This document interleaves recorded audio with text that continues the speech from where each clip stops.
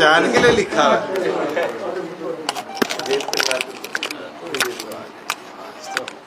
करें शुरू जी। कर ले। पहले तो कल से पूरे प्रदेश भर में और प्रधानमंत्री के आवास आवाम पर पूरे देश में हर घर तिरंगा अभियान चलाया जाए।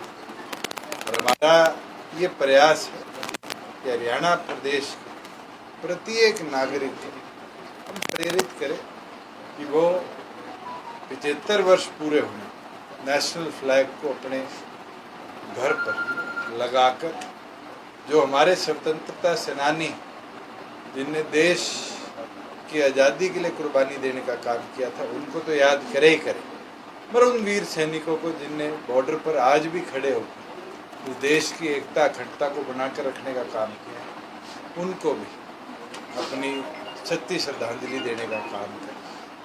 और 75 वर्ष के सफ़र को, जहाँ इंडिपेंडेंस से लेके आज तक हमने अलग अलग फील्ड में स्पोर्ट्स, एजुकेशन और तो और नासा जैसे ऑर्गेनाइजेशन के बराबरी पर इसरो को जो पहुंचाने का काम किया, मुझे लगता है वैसे साइंटिस्ट को भी हम याद करें। बहुत बड़ा योगदान इन लोगों का इस देश की अपब्रिंगिंग में रहा है और मैं ये मानता हूँ 75 का सफ़र है और आगे सदियों तक इसी तरह भारत आज़ाद रहे, अखंड रहे, मजबूत रहे। इसके लिए हम प्रेरणा 15 अगस्त को लेने का काम करें। 3 दिन मैं तो आपके माध्यम से भी सभी नागरिकों से आग्रह करता हूँ कि आपको अगर फ्लैग्स नहीं मिल पा रहे तो नेशनल फ्लैग्स हरियाणा प्रदेश के प्रत्येक डिपो पर अवेलेबल है, मार्केट में अवेलेबल है। और अगर आप सक्षम है 1 फ्लैग, 2 फ्लैग, 3 फ्लैग किसी गरीब आदमी को देने के लिए, तो आप अपने पड़ोसी जो असक्षम है उसको भी नेशनल फ्लैग दीजिए।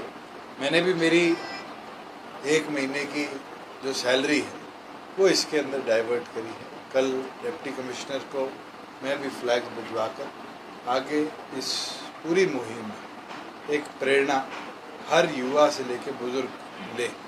और ख़ास तौर पर मैं तो एक आवाम और करूँगा, जो गांव में आज़ादी से पहले जन्मे हुए लोग हैं, अगर हम गांव लेवल पर भी उनको सम्मानित करने का, फैसिलिटेट करने का कोई आयोजन करे, तो मुझे लगता है कई ऐसी कहानियां तो और उस क्षण की हमारे बीच में आ जाएगी जो शायद आज की हमारी पीढ़ी तो जानती भी नहीं होगी कि कैसे कत्लेआम हुआ था, कैसे लोग सामान उठा उठा कर पाकिस्तान से यहाँ आए थे, क्या व्यवस्था थी उस समय, क्या होता था।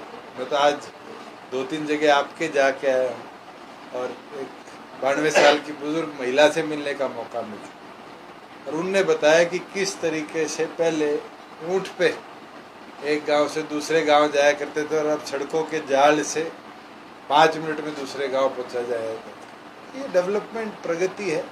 ये मुझे लगता है देश के इस 75 वर्ष के अंदर अहम भूमिका इसने निभाई।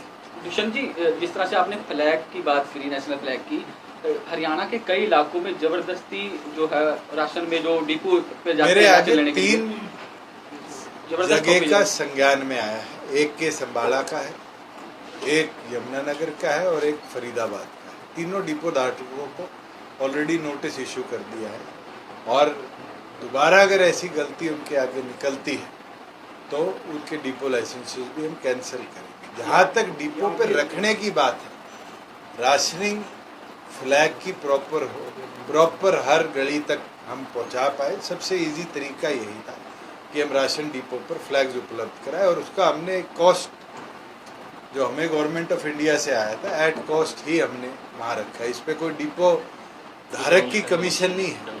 ये तो गवर्नमेंट ऑफ इंडिया ने जो रेट इसके लिए एलोकेट किया, हमने उसी रेट पे रखा है और इसीलिए रखा है कि कोई नागरिक ये ना कहे कि मार्केट में इंडियन फ्लैग अवेलेबल नहीं हो। तो हमने 20 लाख झंडे हरियाणा प्रदेश के 10,000 डिपोज पर रखा। बिहार में चाचा भतीजा एक साथ दोबारा आ गए, तो हरियाणा में 2024 में लग रही संभावना? हरियाणा में तो अभी मनोहर जी और हम मिलकर सरकार चला रहे हैं और मुझे नहीं लगता कोई अभी संभावना है कोई बदलने की। चाचा तो कह रहे हैं कि 25 सितंबर को जजपा भी कोई कार्यक्रम रख रही है, इनेलो की तरफ से रैली की अनाउंसमेंट? देखिए, हमारा स्थापना दिवस पार्टी का जो है वो 9 दिसंबर, हम जॉइंट एक एनडीए की रैली करने का अभी प्रस्ताव मैंने अमित शाह जी के आगे रखा था। जैसी डेट फाइनल होगी, और मेरा प्रयास रहेगा कि अगर सितंबर नहीं होगी, क्योंकि प्रधानमंत्री का भी दौरा 24 अगस्त का फरीदाबाद का आ गया, वो भी एक बड़ा कार्यक्रम है, और उसके बाद फिर एक एनडीए के अंदर। राजस्थान में 2023 का जो चुनाव है वो अलायंस से मतलब आप लड़ेंगे या फिर अभी अकेले? तो हम लड़ेंगे नहीं लड़ेंगे वही फैसला नहीं हुआ, वो तो प्रधान जी और रणघोष तो कर दिया डॉक्टर अजय सिंह चौटाला जी निर्णय लेंगे। रणघोष तो इनसो का था, और इनसो बिल्कुल पार्टी जो 26 तारीख को राजस्थान यूनिवर्सिटी के चुनाव है उसको लड़ेगी, और पहले भी लड़ती आई है। जेजेपी ने राजस्थान चुनाव इसलिए नहीं लड़ा क्योंकि जेजेपी के निर्माण के बाद लोकसभा में हमारे पास हरियाणा के अंदर ही इतना इंफ्रास्ट्रक्चर खड़ा नहीं कर पाए थे 8 महीने में, तो जो हम दूसरी स्टेटों में लड़ते, वहीं विधानसभा के पहले चुनाव होंगे 2023 में। अभी तो 1 साल बाकी है, 1 साल के अंदर हम पहले अपना संगठन खड़ा कर लें। उसके बाद पंचायत चुनाव अभी पार्टी ने 3 टीम गठित करी है, एक सरदार निशांत सिंह जी की अध्यक्षता में, एक देवेंद्र बबली की अध्यक्षता में, और एक अनूप जी की अध्यक्षता में। तीनों टीमें अलग अलग प्रदेश के कोनों में दौरा कर रही है, और सभी जिला कार्यकारिणियों से उनकी इच्छा से पहले प्रदेश पंचायती राज प्रकोष्ठ में एक बारी सारा डाटा कंपाइल हो जाए, हमें पंचायत लड़ना है नहीं लड़ना है, जिला परिषद ब्लॉक से वर्करों से तो पूछेंगे, ये फैसला तौर पे होगा। सिंबल नॉट सिंबल पे है। सिंबल लड़ेंगे तभी लड़ेंगे, सिंबल नहीं लड़ेंगे तो नहीं लड़ेंगे। बयान आया हुआ है सिंबल पर नहीं लड़ेंगे। किस चीज को? रेवाड़ी से पंचायत चुनाव को लेकर मीटिंग ली थी पूरी उन्होंने। चीज सुन लीजिए और फिर उस चीज को आगे रिएट्रेट करिए। आप लोग पत्रकारिता में घुस तो गए मगर पूरी चीज नहीं सुनते। उनने कहा कि सुझाव आया है कि सरपंच और मेंबर का चुनाव सिंबल पे नहीं लड़ना चाहिए, और सुझाव आया ब्लॉक समिति और जिला परिषद का चुनाव सिंबल पर लड़ना चाहिए। अभी तो सुझाव आए हैं, पार्टी निर्णय कोई दुष्यंत या देवेंद्र बबली निशांत सिंह फैसला नहीं करेंगे। फैसला करेंगे तो डॉक्टर अजय सिंह चौटाला जी करेंगे, और हम नेक्स्ट जो हमारी पीएससी होगी उसके अंदर जो जिला वाइज रिपोर्ट आई है उसके ऊपर ही आगे का निर्णय किया जाए। तो ये कहना कि किसी ने कह दिया, ये चीज पूरी सुन के आप लोग पूछेंगे। मेरे सामने भी ये बात आई थी और उसके बाद वीडियो भी आई, और वीडियो के अंदर बिल्कुल विपरीत मिली। अब तो आप कह दोगे मैंने कहा पंचायत लड़ेंगे नहीं लड़ेंगे, काट के नहीं लड़ेंगे सुना दोगे, फिर तो यही चलेगा नहीं लड़ेंगे। सर, कैग की रिपोर्ट में खुलासा हुआ कि आबकारी विभाग में काफी अनियमितताएं पाई गई हैं। भाई एक बता दो, आप कहते हो कि कैग कह रही है कि हमने जो ये माइक्रो ब्रूरीज है उनके सैंपल नहीं लिए। सैंपल कलेक्शन आबकारी विभाग का काम नहीं है, केमिस्ट उनके होते हैं। हम तो जाके केमिस्टों की रिपोर्ट को कंपाइल करते हैं, हमारे पास सारी है। कहा है सीसीटीवी नहीं लगे, आज सारी डिस्टिलरी पे लगे हुए। आज फ्लो मीटर्स नहीं लगे हुए, सारी डिस्टिलरी पे लगे हुए। ट्रैक एंड ट्रेस जो है वो डिपार्टमेंट ने फाइनल कर दिया। हाई पावर परचेज कमेटी की बैठक अब तक नहीं हुई, बैठक जिस दिन होगी वो भी अप्रूव हो जाएगा। तो कैग ने अनियमितताएं पाई गई है, बिल्कुल गलत है। बिल्कुल हमारी सजेशंस को जो हम 6 महीने में इम्प्लीमेंट नहीं कर पाए, साल लग गया, उन्हें कागज पे छाप दिया कि ये चीजें फुलफिल नहीं होता। अगर कोई इरेगुलरिटी है तो मेरे आगे जरूर लाते। अभय सिंह चौटाला कह रहे हैं कि रजिस्ट्री की जो जांच थी वो भ्रष्टाचार देके बंद करवा दी गई है। मैं आपको आज बोलता हूँ, आज तक बोला नहीं। मेरे किसी रेवेन्यू ऑफिसर ने कहीं भी 1 रुपए की रेवेन्यू चोरी नहीं हुई।